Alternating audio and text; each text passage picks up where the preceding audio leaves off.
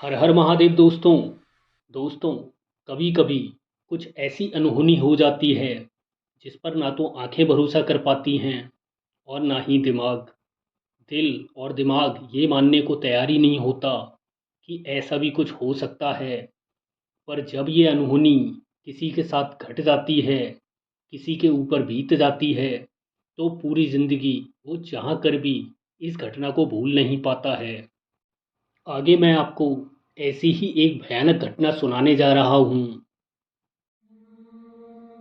मेरा नाम रॉबिन है और मैं एक कंस्ट्रक्शन साइट पर काम करता हूँ। एक बार हमें असम के जंगलों में काम करने का कॉन्ट्रैक्ट मिला।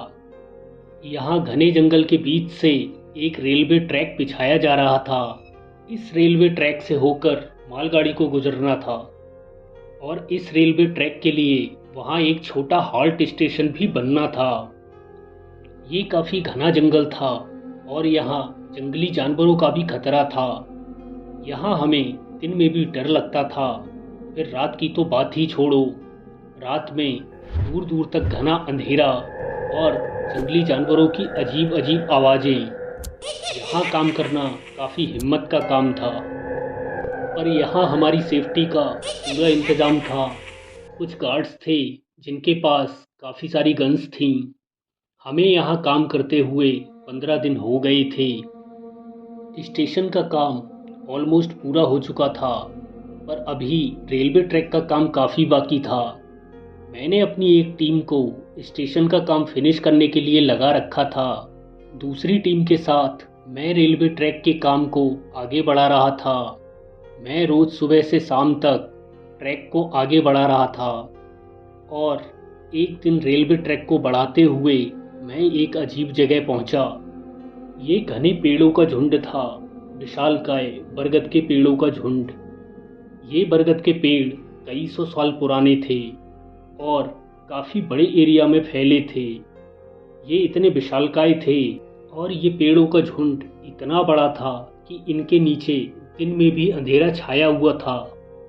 हमें इस रेलवे ट्रैक को आगे बढ़ाने का कोई रास्ता नज़र नहीं आ रहा था, क्योंकि एक तरफ तो ये विशालकाय पेड़ थे, तो वहीं दूसरी तरफ पेड़ों से अलग हटकर ज़मीन काफ़ी दलदली थी और दूसरी तरफ ज़मीन ऊबड़ खाबड़ भी थी और वहाँ रेलवे ट्रैक बिछाना लगभग नामुमकिन था। हमें रेलवे ट्रैक को उन पेड़ों के बीच से निकालना ठीक लग रहा था। उन बरगद के पेड़ों के बीच एक पीपल का पेड़ भी था। ये भी काफ़ी बड़ा और काफ़ी पुराना पेड़ था। रेलवे ट्रैक के लिए सबसे सही रास्ता इस पीपल के पेड़ से होकर जा रहा था और हमने सिर्फ इस पेड़ को हटाने का फैसला किया। बाकी पेड़ों को हमने वैसे ही रहने दिया, बस पीपल के पेड़ को काटना शुरू कर दिया। ये पीपल का पेड़ काफ़ी बड़ा था। हमने आज उसकी 2 बड़ी डालियां काट डाली और इतने में ही शाम हो गई और हमने काम रोक दिया। शाम को हम सब अपने अपने क्वार्टर में वापस आ गए और खाना खाकर आराम करने लगे। काला भयानक जंगल साए साए कर रहा था। अचानक हम सब ने जंगल में एक भयानक आवाज़ सुनी। पूरे जंगल में एक सरसराहट सी फैल गई। हमें लगा शायद कोई जंगली जानवर होगा। हम आने वाले खतरे से बिल्कुल अनजान थे। कुछ लोग नदी किनारे पानी भरने गए थे, पर अभी तक वो वापस नहीं लौटे थे। जब हम उनकी तलाश में नदी किनारे गए तो वहाँ का नज़ारा देखकर हमारे होश उड़ गए।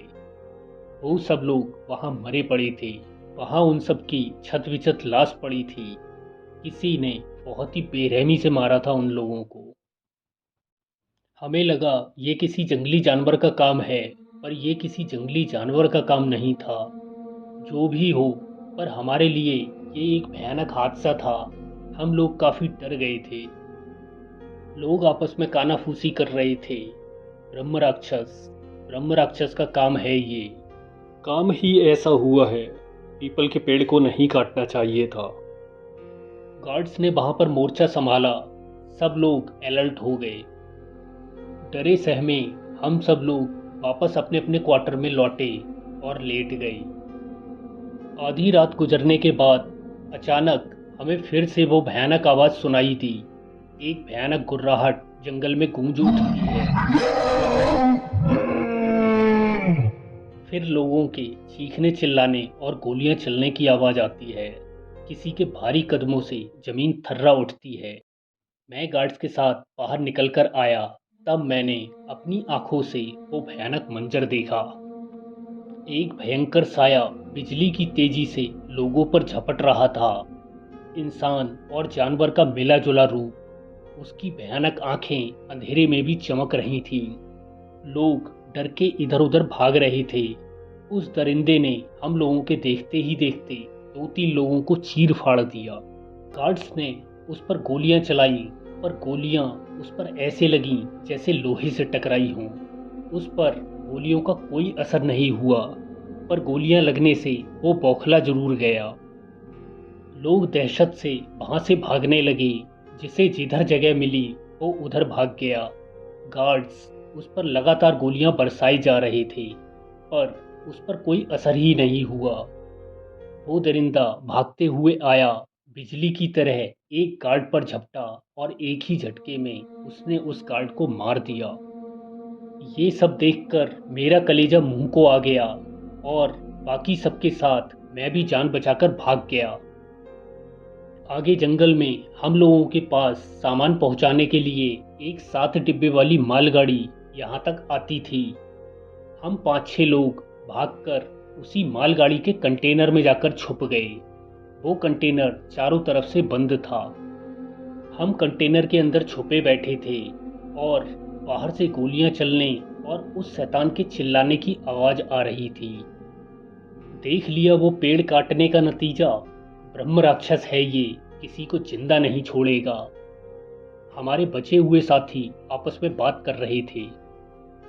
तभी अचानक कंटेनर से कोई चीज तेजी से टकराई। भयंकर आवाज हुई और कंटेनर की दीवार अंदर की तरफ पिचक गई। डर के मारे हम सबकी चीख गले में ही अटक गई और फिर उस शैतान के दहाड़ने की आवाज आई। कंटेनर की दीवार पर कुछ रगड़ने की आवाज आई। मुझे ऐसा लगा जैसे वो राक्षस अपने नुकीले पंजों से कंटेनर को खरोचते हुए आगे निकल गया हो। हम कंटेनर के एक कोने में चुपचाप सांस रोककर पड़े रहे। कुछ देर बाद बाहर से आवाजें आनी बंद हो गईं। शायद वो शैतान अब चला गया था। हम लोग अभी भी काफी डरे हुए थे और अब हम सुबह होने का इंतजार कर रहे थे। सुबह होने तक हम लोगों में से कोई भी वहां से हिला तक नहीं। आखिर सुबह होती है और हम बाहर निकलते हैं। सुबह के 6 बजे थे। सब तरफ उजाला था, पर सूरज अभी नहीं निकला था। बाहर निकलकर एक बार फिर हम एक भयानक नज़ारे से रूबरू हो रहे थे। हमारे साथी जगह जगह मरे पड़े थे, वो भी बहुत ही बुरी हालत में। सिर्फ हम 5-6 लोग ही जिंदा बचे थे। अब हम जल्द से जल्द यहाँ से निकलना चाहते थे। हमने मालगाड़ी को चेक किया। मालगाड़ी जगह जगह से डैमेज थी। जब हमने मालगाड़ी का इंजन स्टार्ट किया तो वो स्टार्ट हो गया। हमारी जान में जान आई। हमने तुरंत मालगाड़ी को आगे बढ़ाने का फैसला किया। मैंने मालगाड़ी के कंटेनर में पानी से भरे कुछ डिब्बे रख लिए। हम 4 लोग कंटेनर के अंदर बैठ गए, बाकी 2 लोग इंजन रूम में गए। गाड़ी धीरे धीरे आगे बढ़ती है, ये चेक करने के लिए कि कहीं हमारा कोई आदमी बाहर तो नहीं छूट गया। इंजन में बैठे लोगों ने हॉर्न बजाया और इस इंजन के शोर से जंगल में दूर कहीं हलचल हुई और हमें फिर से उस शैतान की दहाड़ सुनाई दी। हमारे कंटेनर का दरवाज़ा अभी खुला था। गाड़ी धीरे धीरे आगे बढ़ रही थी। हमने सामने जंगल की तरफ देखा तो वहाँ कुछ हलचल हो रही थी, जो कि बढ़ते हुए हमारी तरफ आ रही थी। कुछ ही देर में एकदम से वो शैतान हमारे सामने आ गया। वो हमसे करीब 100 मीटर की दूरी पर रहा होगा। दिन के उजाले में वो हमें साफ साफ दिख रहा था। आदमी और जानवर का मिला जुला रूप। वो जमीन से लगभग 15 फुट लंबा था। गुस्से से गुर्राते हुए वो हमारी तरफ देख रहा था और अचानक उसने हमारी तरफ दौड़ना शुरू कर दिया। मैंने तुरंत कंटेनर का शटर बंद कर दिया। वो राक्षस तेजी से दौड़ते हुए आया और चट्टान की तरह मालगाड़ी से टकराया। बहुत तेज आवाज़ हुई और पूरी मालगाड़ी हिल गई। गाड़ी पटरी से नीचे उतर गई, पर हमारी किस्मत से गाड़ी पलटी नहीं, बस चलते चलते रुक गई। एक बार फिर हमारी आंखों ने एक भयानक नज़ारा देखा। कंटेनर का शटर एक धमाके से फट गया और उस शैतान ने शटर को अपने पंजों से चीरते हुए उखाड़ फेंका। हमारे रोंगटे खड़े हो गए। हमारी मौत अब हमारे सामने खड़ी थी। डर के मारे मैं भी अपनी जगह पर खड़ा हो गया। वो शैतान तेजी से अंदर आते हुए मुझ पर तेजी से झपटा। मैंने अपने बचाव में पानी से भरा डिब्बा आगे कर दिया, जो कि उसके एक ही बार में फटाक से फूट गया और पानी के कुछ छींटे उस पर गिर गए। पर ये क्या! जैसे ही उस पर पानी गिरा, वो दर्द से गला फाड़ कर चिल्लाया और हड़बड़ाकर मालगाड़ी से नीचे गिर पड़ा। हम चारों लोगों का मुंह खुला का खुला रह गया। हमने देखा उस शैतान से पानी भाप बनकर उड़ रहा था और वो दर्द से छटपटा रहा था, जैसे उस पर पानी नहीं किसी ने तेजाब डाल दिया हो। वो गुस्से से दहाड़ते हुए एक बार फिर तेजी से हमारी तरफ आया और हमारे एक साथी ने तेजी से पानी के डिब्बे को उठाया और उसकी तरफ पूरा पानी उछाल दिया। छप्प की आवाज़ के साथ उसका पूरा शरीर झुलस गया। उसके शरीर से धुआं निकलने लगा। वो दर्द से तिलमिला उठा और चीखते चिल्लाते हुए जंगल की तरफ भाग गया। हम सब हड़बड़ाकर ट्रेन से नीचे उतरे और जान बचाकर भागने लगे। नदी की तरफ चलो, हमारा एक साथी चिल्लाया और हम सब नदी की ओर भागने लगे।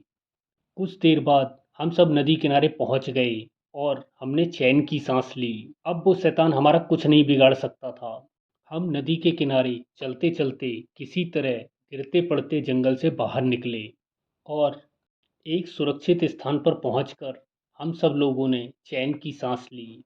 कुछ दिन बाद और लोगों से बात करने पर पता चला कि उस जंगल में एक ब्रह्म राक्षस रहता है, जो कि ज़्यादातर पीपल के पेड़ के आसपास रहता है। ब्रह्म राक्षस कभी भी जमीनी पानी के आसपास नहीं जाता, जैसे कि नदी का पानी या तालाब का पानी। उस पर बारिश का पानी असर नहीं करता है, पर नदी या तालाब का पानी उस पर तेजाब का काम करता है। ये हादसा मेरी लाइफ का सबसे भयानक हादसा था, जिसे मैं आज तक अपने दिमाग से नहीं निकाल पाया। मैं अब कभी भी जंगल की तरफ भूल कर भी नहीं जाता हूँ। तो दोस्तों, ये थी ब्रह्म राक्षस की एक सच्ची घटना। आपको ये कहानी कैसी लगी और आप क्या मानते हैं, ब्रह्म राक्षस होता है या नहीं? कमेंट करके ज़रूर बताएं। साथ ही अगर आपके पास भी कोई ऐसी ही सच्ची घटना हो, तो उसे मेरे साथ ज़रूर शेयर करें।